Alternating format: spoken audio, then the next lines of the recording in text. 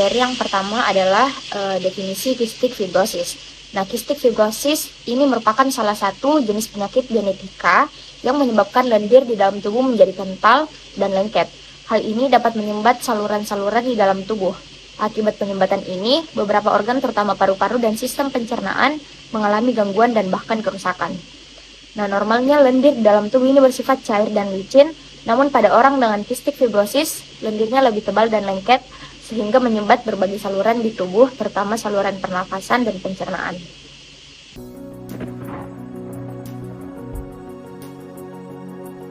Selanjutnya, ada etiologi pada kistik fibrosis.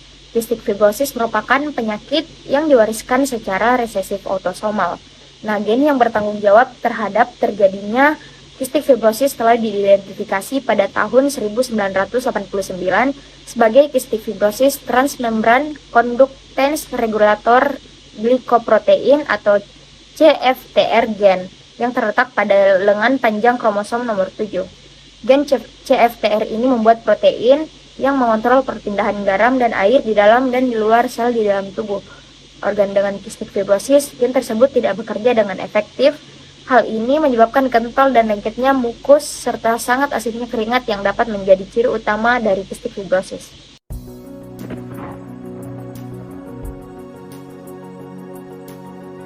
Kita masuk ke patofisiologi kistik fibrosis.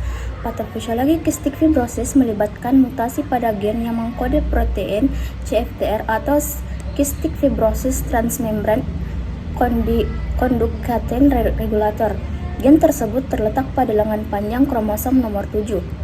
Mutasi akan menyebabkan disfungsi CFTR, yaitu kanal klorida yang diatur oleh cyclic adenosine monophosphate atau CAMP. Kelainan gen CFTR mengakibatkan kelainan pada transportasi klorida yang diatur oleh CAMP melintasi sel-sel epitel pada permukaan mukosa. Disfungsi CFTR ini kemudian mengurangi sekresi klorida dan meningkatkan reabsorpsi natrium yang melintasi sel epitel kelenjar eksokrin. Hal tersebut mengurangi hidrasi mukus, sehingga mukus akan menjadi lebih kental dan lebih lengket terhadap bakteri atau patogen lainnya. Pasien akhirnya lebih rentan untuk mengalami infeksi dan inflamasi. Mukus yang lebih kental pada saluran pernafasan pankreas, saluran cerna, dan kelenjar keringat juga lebih sulit dibersihkan, sehingga risiko infeksi dan inflamasi semakin tinggi.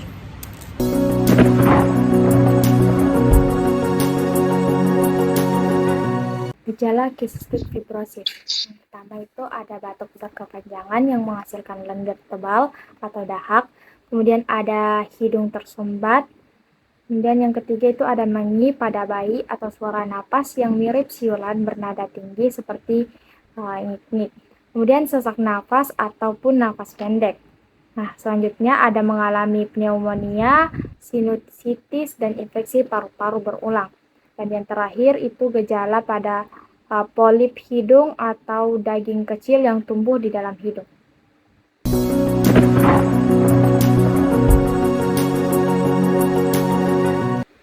Selanjutnya komplikasi.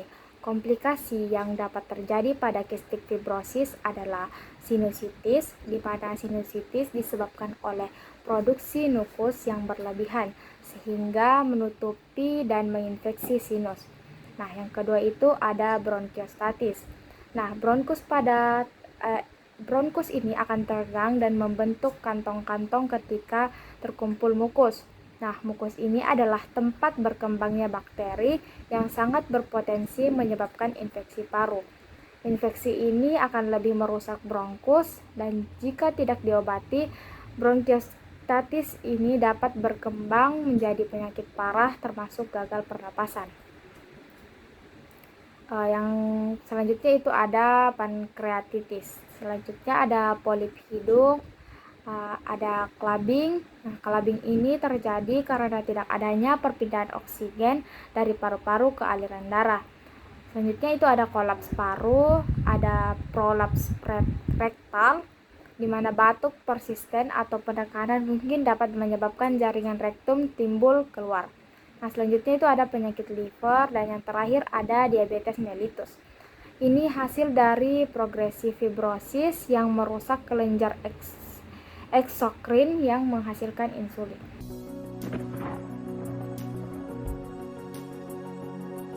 Baik, Ibu, saya periksa dulu tekanan darah tadi.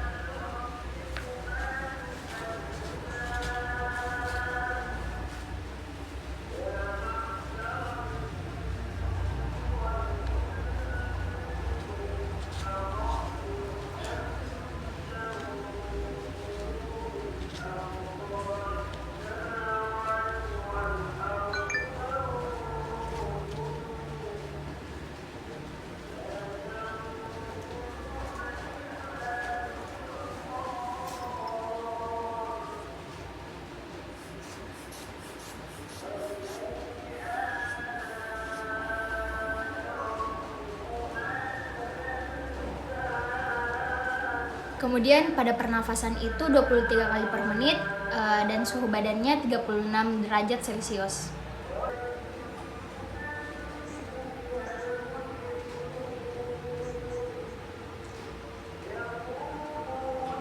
Baik, denyut nadi pasien itu 80 kali per menit. Baik, tekanan darah pasien itu 120 per 80 mmHg.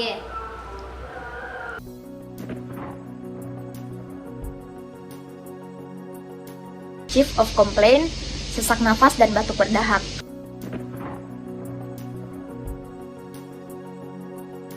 Kemudian pada history of taking, keluhan sudah terjadi pada 1 tahun yang lalu. Sering timbul dan hilang, tepatnya 1 minggu yang lalu pasien batuk dengan dahak yang banyak sehingga menyebabkan sesak nafas, terlebih pada malam dan pagi hari. Sudah ke dokter dan dirujuk ke fisioterapi. Orang tua pasien merupakan karir dari gen resesif CFTR. Ibu pasien menderita kistik.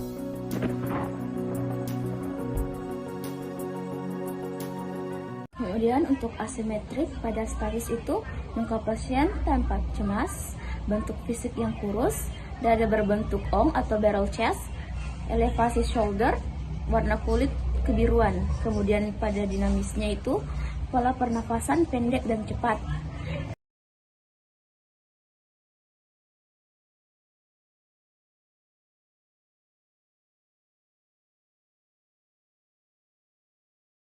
Palpasi tidak ditemukan deviasi pada trakea.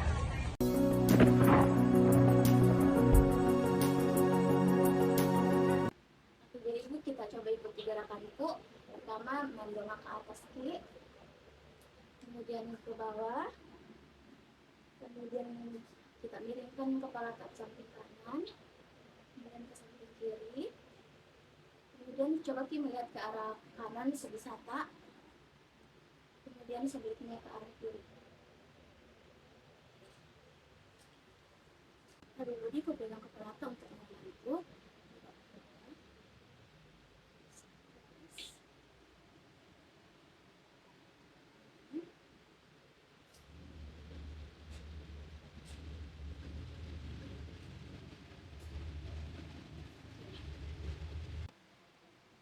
Jadi Ibu coba kita tepuk kepala Kak.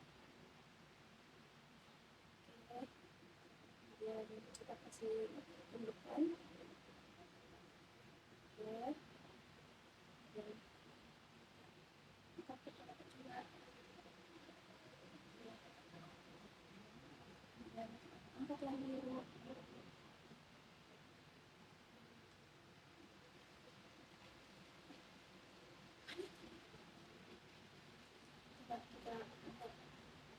Kita gerakan kepala ke kanan kiri Ibu coba. Ya. Kemudian kita gerakan kanan kepala tak.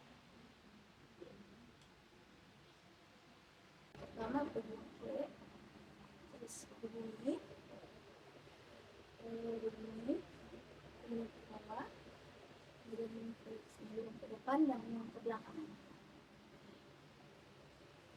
Jadi Ibu akan kubantu untuk gerakan yang tadi ini. Pertama, oke.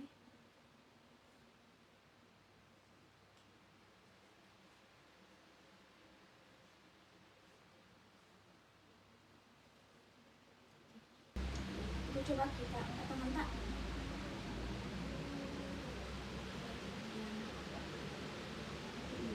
Kita kasih ke belakang coba.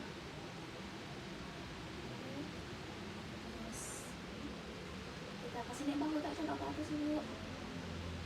Kemudian ini ya. Begini loh. Oh, langsung aja kita jangan tidur. Kita kasih ke bawah. Oke, kemudian ke depan coba bahu tak. Oke, ke belakang.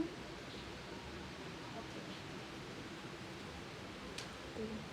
Jadi untuk interpretasi pada gerakan cervicalnya yaitu untuk gerakan aktifnya itu semuanya tidak terbatas, dan untuk gerakan pasifnya juga tidak terbatas, dan gerakan dengan TIMT-nya itu tidak mampu berdiri, tidak mampu diberi tahanan maksimal.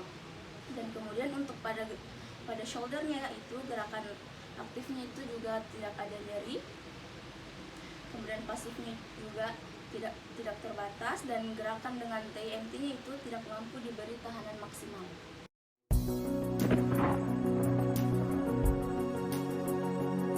Untuk restriktif, limitasi ROM-nya itu tidak ada, sedangkan limitasi ADL itu keterbatasan ADL, berjalan jauh, mandi, eating. Kemudian limitasi pekerjaannya sulit bernafas pada saat belajar. Selanjutnya ada limitasi rekreasi, di mana pasien tidak bisa bermain bola basket.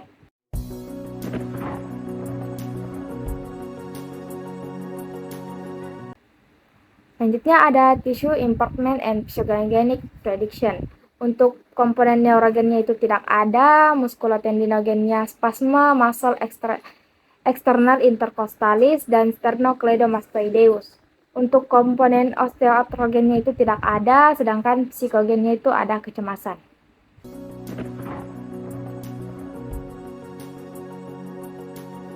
Kemudian spesifik tes pada Hamilton Rating Scale yaitu interpretasi 19 atau kecemasan sedang. Kemudian pada tes Vermitus yaitu fisioterapis meletakkan kedua tangan dengan lembut di atas dinding chest pasien. Lalu anjurkan pasien melakukan inspirasi dalam, setelah itu mengucapkan 99, lalu ini dilakukan pada bagian upper, middle, dan lower. Baik Ibu, tarik nafas. Sebutkan 99. Oke, kemudian tarik nafas 99.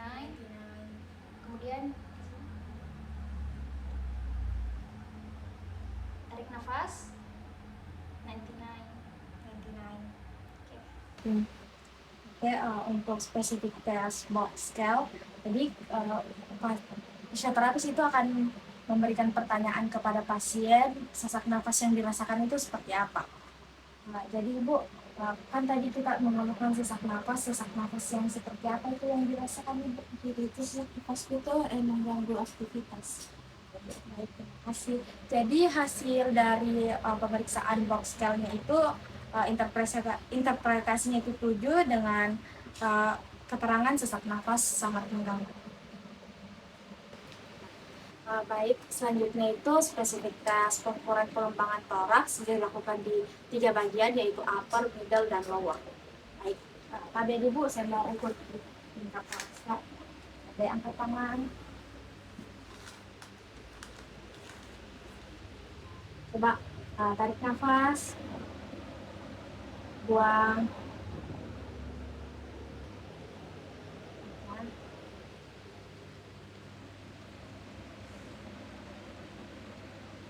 Tarik nafas lagi Bu, buang.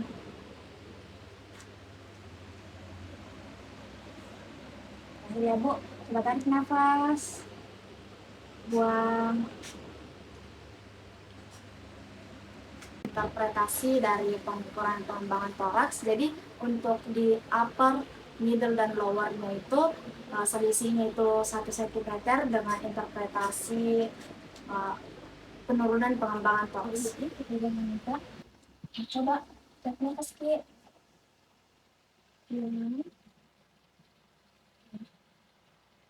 Nafas.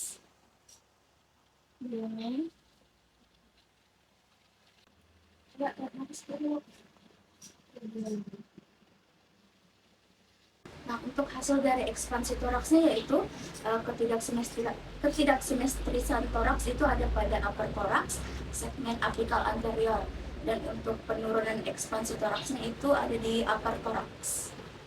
Berikutnya mau periksa dulu.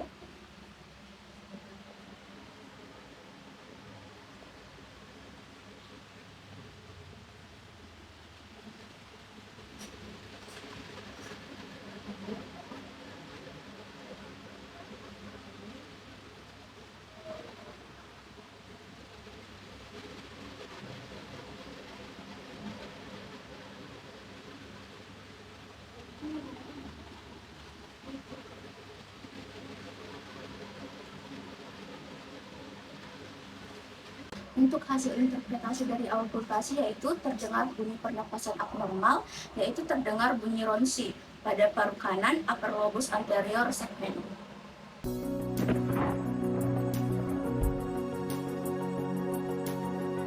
Selanjutnya, diagnosis fisioterapi.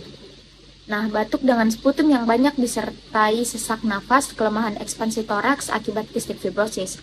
Kemudian pada problem fisioterapi, pada problem primer itu dia sesak nafas, kemudian pada di sekunder, batuk, penumpukan sputum, kelemahan ekspansi toraks, dan kelemahan otot. Kemudian pada kompleks itu keterbatasan ADL. Kemudian pada tujuan fisioterapi, yang pertama ada tujuan jangka pendek, yaitu mengeluarkan sputum, mengurangi sesak nafas, memelihara mobilitas toraks, meningkatkan kekuatan otot.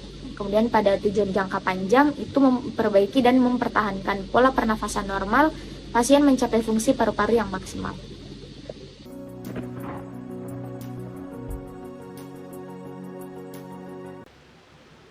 Untuk problem kecemasan, modalitas yang terpilih itu komunikasi terapeutik dengan dosis frekuensi 1 kali sehari, intensitas pasien fokus, type-nya itu motivasi, kemudian time-nya itu 3 menit atau selama terapi. Ini penyakit kita masih bisa sembuh, jadi harus semangat-semangat, latihan stretching di rumah nanti. Selanjutnya untuk problem spasmo otot dengan modalitas exercise terapi, frekuensi 1 kali per terapi, intensitas 3 kali repetisi 8 hitungan, kemudian type-nya stretching dengan time 10 sampai 15 menit. Untuk stretching yang dilakukan itu seperti ini, Ibu pegang tangan seperti ini, kemudian arahkan badan ke samping kiri, kemudian ke kanan. Oke. 1,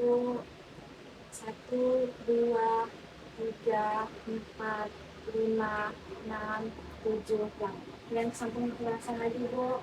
1, 2, 3, 4, 5, 6, 7. Baik.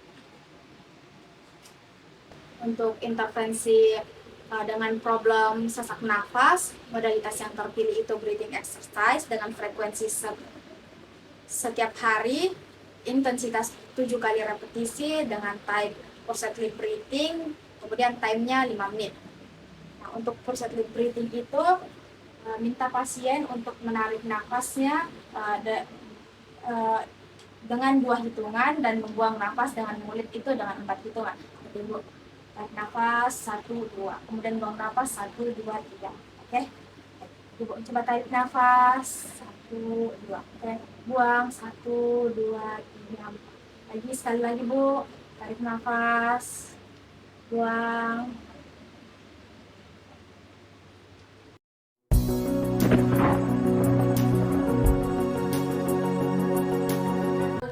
Posisi postural drainage yaitu yang pertama ada anterior apical segment.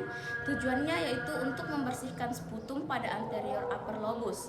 Yang posisi pasien itu pasien terlentang dengan bagian kepala diatur kemiringannya sekitar 45 derajat. Kemudian fisioterapis memposisikan kaki pasien tertekuk sekitar 30 derajat. Satu bantal diletakkan di bawah lutut. Pertahankan posisi pasien sekitar 10-15 menit.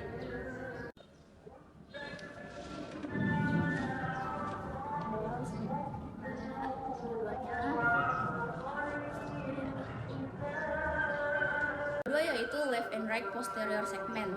Tujuannya untuk membersihkan sputum bagian kiri atau kanan posterior. Posisi pasien dalam posisi terlentang, atur ketinggian bed sekitar 45 derajat.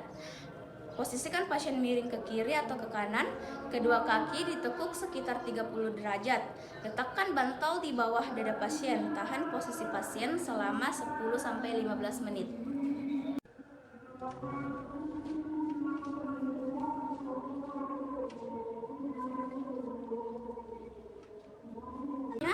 Right and left posterior segment. Tujuannya untuk membersihkan sputum pada kiri dan kanan apikal posterior. Posisikan pasien terlentang, minta pasien untuk miring ke kiri atau kanan.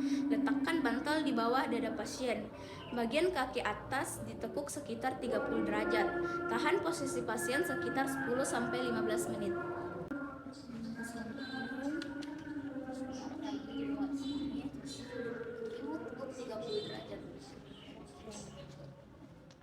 Selanjutnya yaitu posterior apical segment.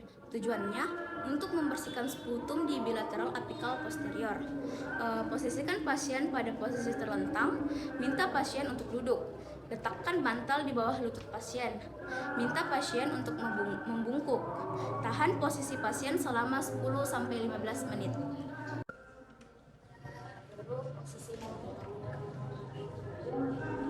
Kemudian yang terakhir yaitu right left lateral segment. Tujuannya untuk membersihkan sputum di daerah bawah kiri kanan segmen paru.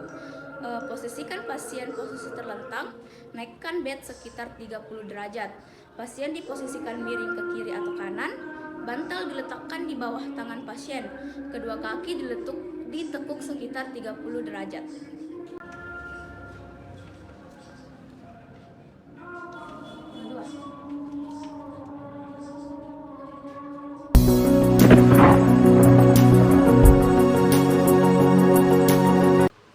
Coba tarik nafas dengan lambat.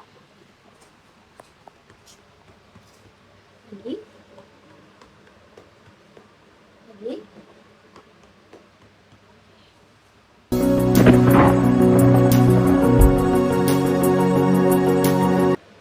Permisi Bu, bisa kita tarik nafas dalam dan buang perlahan. Mulai tarik nafas. Sekali lagi Bu.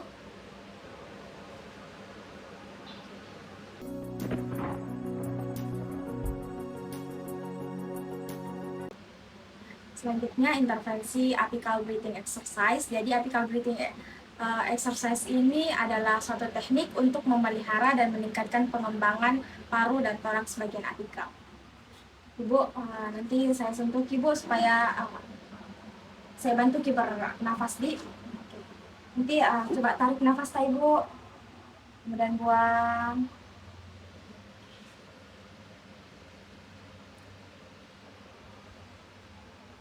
Selanjutnya, tarik nafas lagi Bu, buang.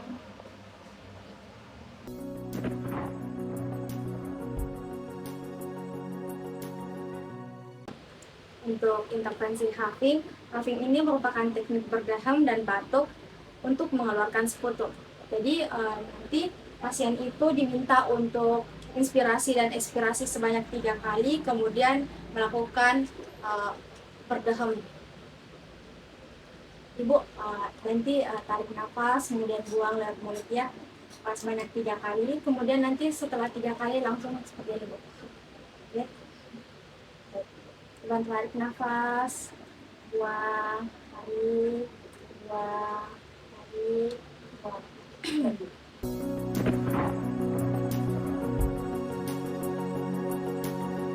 Untuk home program, fisioterapis dapat mengedukasi pasien untuk memberi tepukan di dada ataupun di punggung pasien. Nah, selanjutnya ada itu fisioterapis mengedukasi pasien untuk bernafas dengan baik, kemudian menganjurkan pasien untuk sedikit berolahraga, dan yang terakhir itu latihan berjalan selama 6 menit.